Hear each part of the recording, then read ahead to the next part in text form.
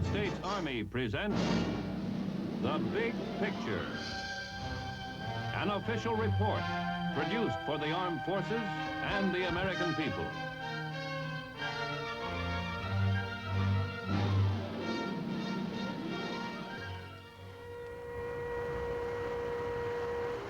Once upon a time when the universe was very young, there was a shallow inland sea.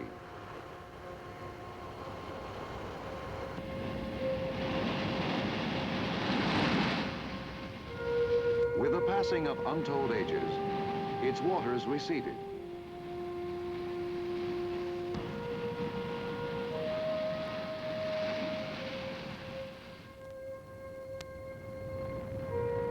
The ancient ocean floor, no longer cooled, split as masses of molten lava beneath broke free.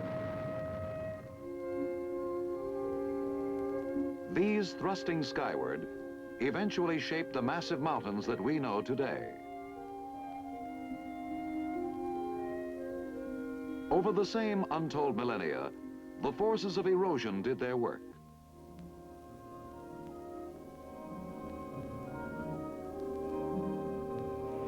Wind and weather hollowed out and smoothed.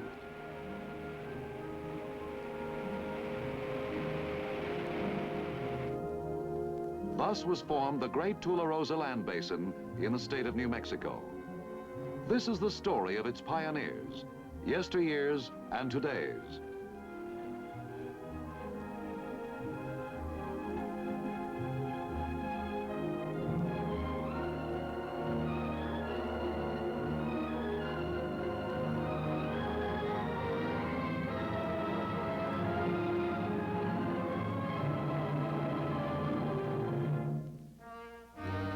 The first Europeans to enter the Tularosa were Spanish conquistadores, courageous adventurers enduring hardship for wealth, glory, and empire.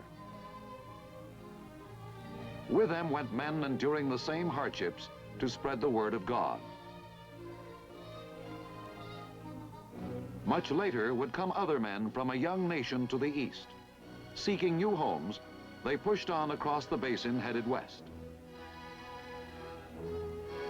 But of these, some chose to stay, and for their protection came units of that new nation's growing army.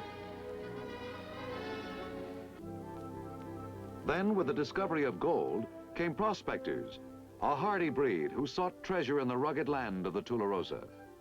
Where some succeeded, many failed, and the bones of their animals still bleach under the desert sun. By this time, the work begun by the men of the cross had borne fruit.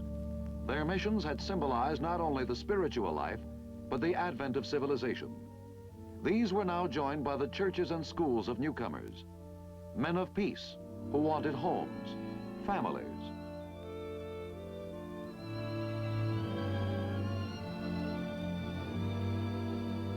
As the years passed, the old army posts were abandoned. Life in the basin might still be hard, but now it was safe. Moreover, the basin offered inducements. The cattlemen prospered, for a young and growing nation must be fed. Green farmlands dotted the Tularosa. Livestock flourished.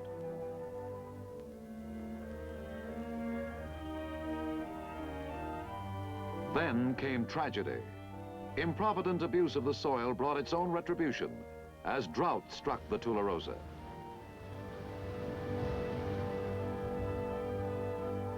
Nature, once bounteous, turned hostile. Many settlers moved on, leaving behind reminders of lost hopes, abandoned dreams. Corrals once full lay deserted. The great herds of cattle had vanished. Weather-beaten ruins told the story of uprooted families, as farm and ranch now joined the old paid-out mines as ghostly reminders of a forgotten frontier.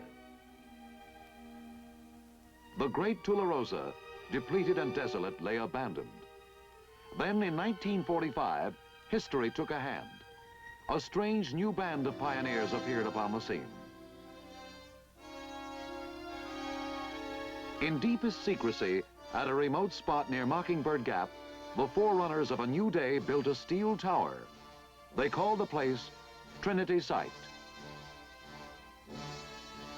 For the basin's dwindling population and their scattered settlements, the morning of July 16th dawned like any other sun-drenched day.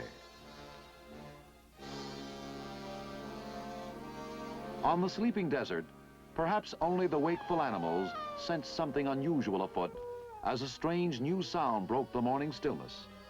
Heard for the first time, the now familiar countdown was to usher in a new life for the Tularosa, a new era for mankind.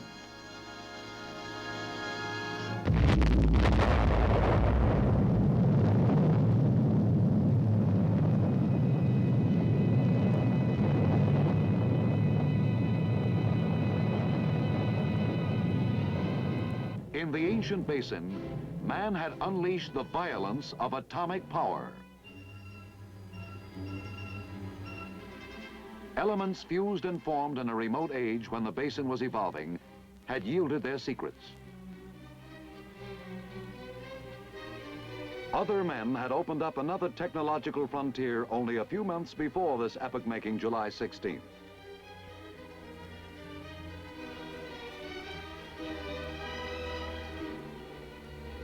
Across the Atlantic, the Germans had launched their V-2 rocket.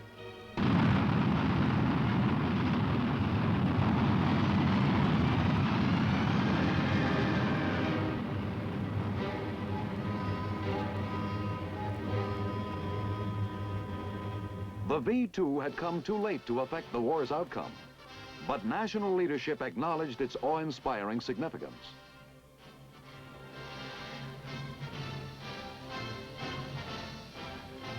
The nation, celebrating the return of peace, was committed to the new science of rocketry and space exploration. Now the Tularosa would be given another role.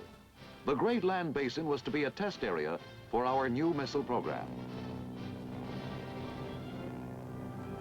Here in that same July of 1945 was established White Sands Proving Ground, later renamed White Sands Missile Range.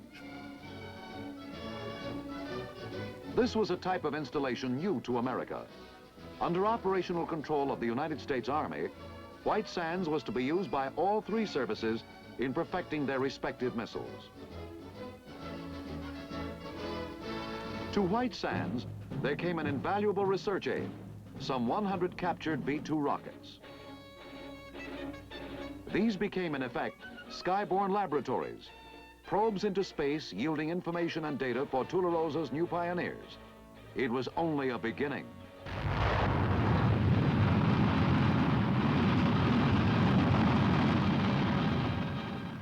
This was a prelude to a future rich with promise for scientific research. Missile-borne cameras recorded vistas more vast than ever before revealed to the eye of man.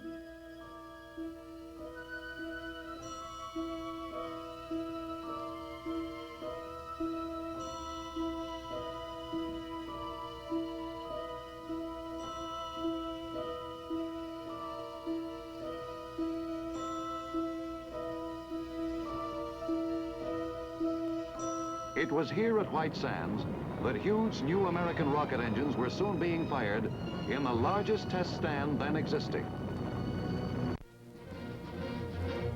Here, too, the Navy's Viking missile was test-fired. The Viking was not a weapon, but an intricate research tool that increased our knowledge of outer space. In turn, that knowledge began to contribute to our progress in fields remote from missile development. Fields as diverse as radio communications and weather forecasting.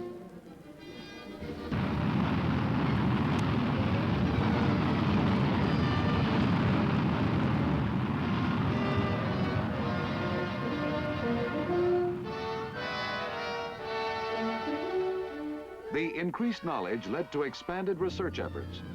Air Force sleds raced at speeds never before achieved to learn more about man's reactions to the conditions he may find at the edge of space and beyond.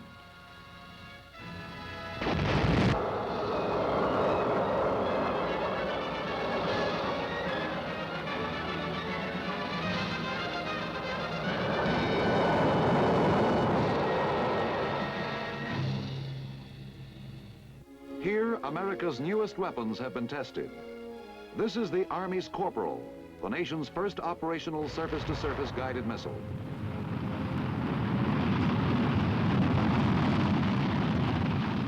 The Army's Honest John, supersonic artillery rocket capable of carrying an atomic punch.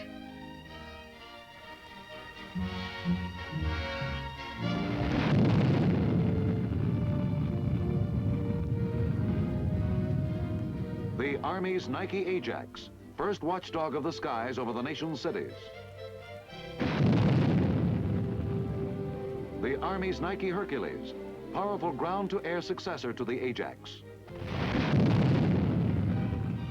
The Army's Hawk, that strikes with pinpoint accuracy.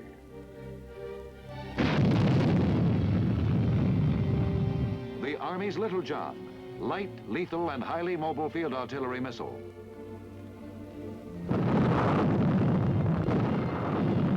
The Army's Lacrosse, a deadly accurate weapon designed to deliver tremendous firepower in support of ground troops.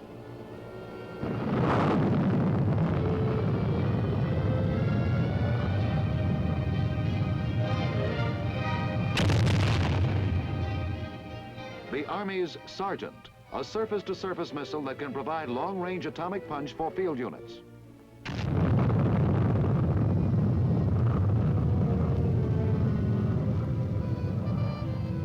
The Army's Nike Zeus, deadly anti-missile missile, being developed to destroy aggressor long-range missiles.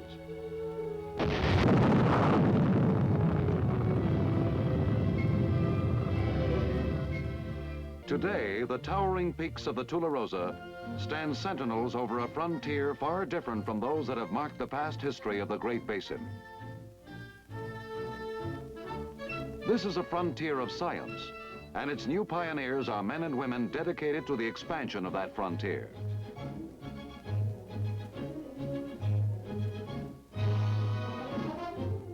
Here are men of science drawn from many fields, technicians who may specialize in optics, seeking improved photography of missile flight. Here are experts in the complex phases of electronics that embrace missile technology.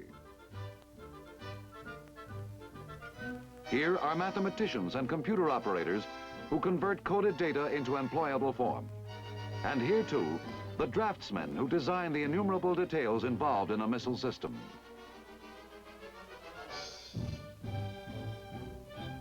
Some are chemists or metallurgists who analyze fuels, oxidizers, metals, all the varied elements utilized in rocketry.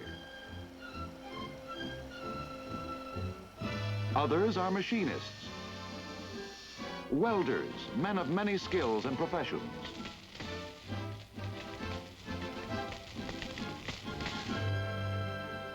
Today's pioneer may live in El Paso, Texas, for modern highways have melted miles into minutes. Closer to the range are smaller communities he may choose for his home.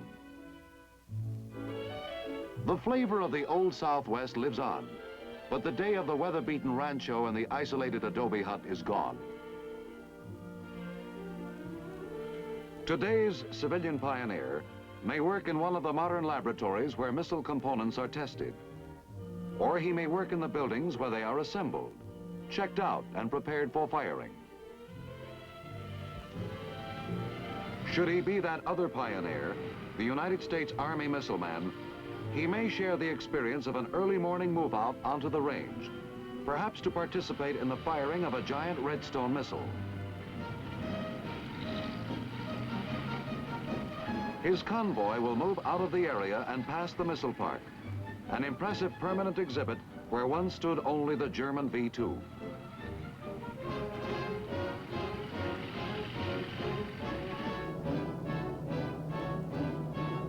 Interruption of the long haul to the firing site may come from an area loudspeaker announcing an intercept test by Army Hawk Project Command. 8, 7, 6, 5, 4, 3. An Honest John target missile is launched for its role. Fire.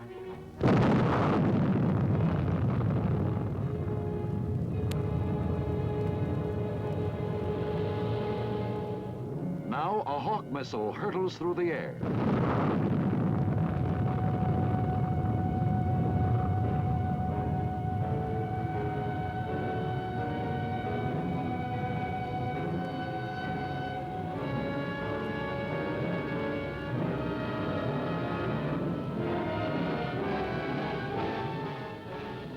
Aptly named, it swoops down for the kill. Here is drama as the camera arrests the action to offer visual evidence of the Hawk's unerring guidance system, visual evidence of its lethal punch.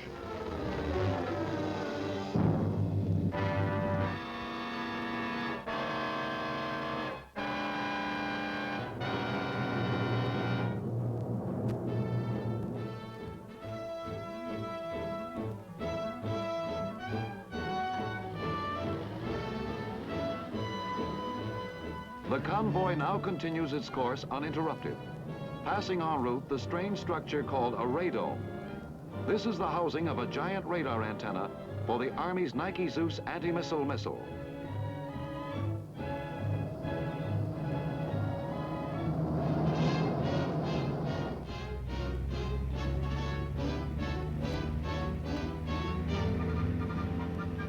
Not far off stands the 120-foot service structure, which will be used to place research instruments in the great missile.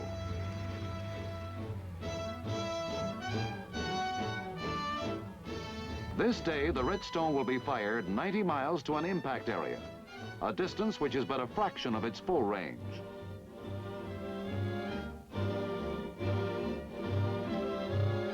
During that flight, its performance will be checked and data gathered by literally hundreds of instruments. In addition to the collection of performance data for this standard production line model of the Redstone, today's firing will afford practical operation training for the field artillery troops participating. For these, the service structure is an object of interest, for its use is solely for test and research purposes. In the field, their formidable weapons are entirely mobile.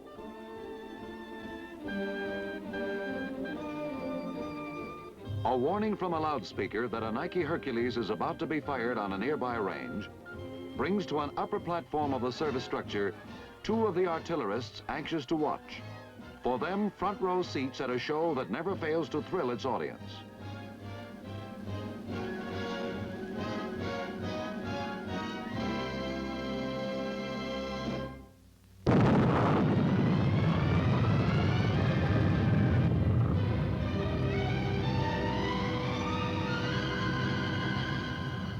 Now it's the Redstone's turn. Technicians have made final adjustments on the instruments to be carried in flight. These will measure fuel flow rates, pressures, and temperatures.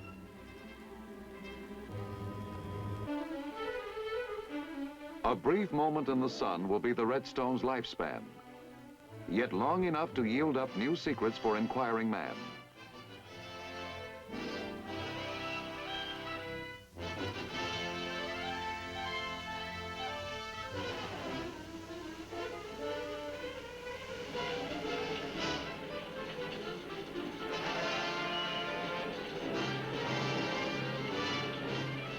From the Redstone blockhouse goes the call that checks all units into the range command net.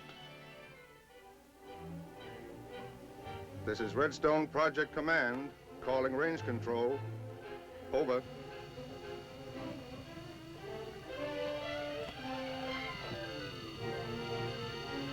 This is range control. Go ahead, Redstone. Time is running on Redstone at X minus 60 minutes, out. To the widely scattered instrumentation sites and to the safety and security control units go the orders and instructions from the range control command net. This is range control. Time is running on Redstone at X minus 59 minutes. Telemetry stations such as this will receive performance data from the missile during flight.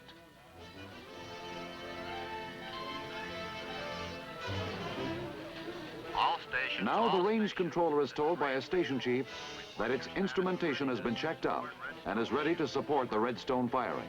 This is telemetry station number 5. We are checked out and standing by.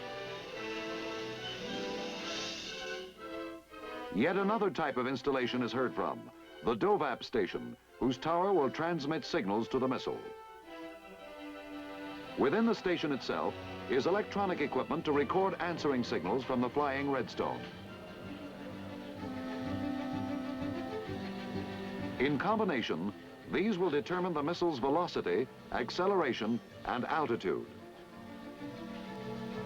DOVAP station number 4 to range But control. now a technician in the DOVAP station reports to the range controller that here too all is set to go.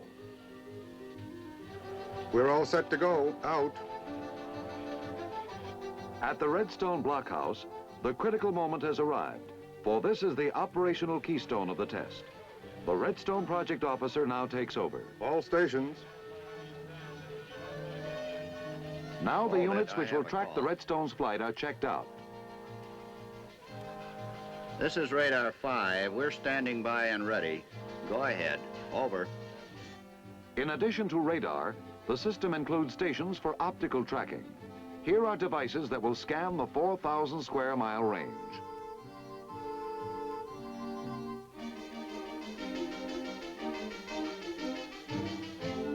Among these precision instruments is the Ascania camera, which can record the data as it scans. Now at Range Control Station, the last pre-flight scene is enacted. If the Redstone blockhouse is the keystone of the operation, the control station may be described as its nerve center. Here on its giant console is represented the whole complex of stations and installations. The Bulbs range that is flash varying green. colors Over. tell its operators of the readiness status for each. As the last stations to be heard from check in, a growing pattern of green lights take over the console.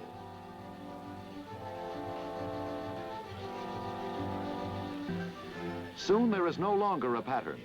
Instead, bank upon bank of green lights unbroken. The universal signal has been given. Green for go. And now the 8-story tall tactical Redstone stands ready. The countdown has begun.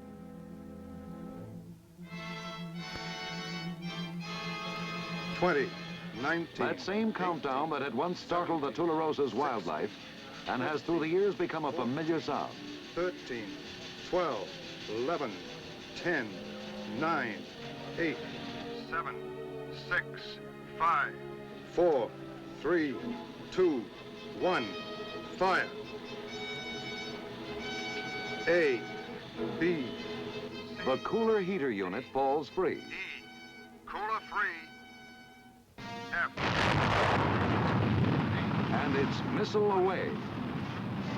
3, 4, 5, 6, 7, 8, 9, 10, 11, 12, 13, 14, 15, 16, 17, 18. The complex of tracking devices follows its flight.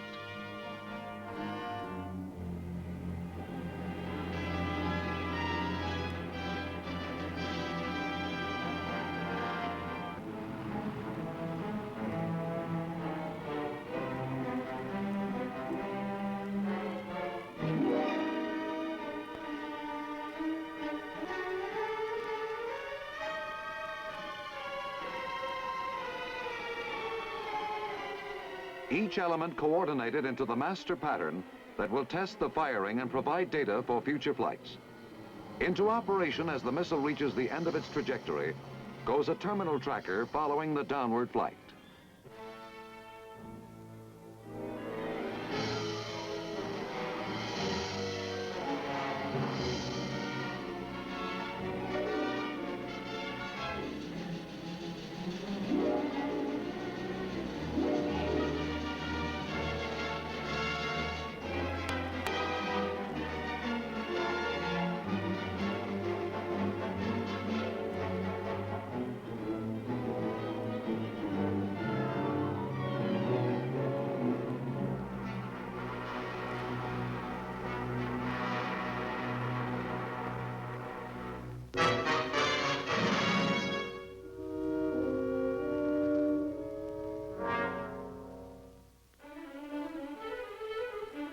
The show on stage has ended, but behind the scenes its drama continues. Computing machines have already taken up the work of transcribing the data collected from the firing. In usable form, this will be distributed to countless organizations involved in our missile program.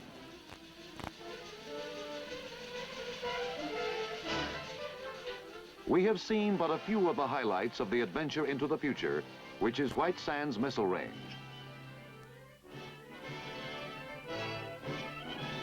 The end of that adventure is not now foreseeable, but some immediate rewards of this new pioneering are abundantly with us today. Mighty weapons for the defense of our free world. New inventions, too, for better living. Greater knowledge of the skies above. The gateway to space.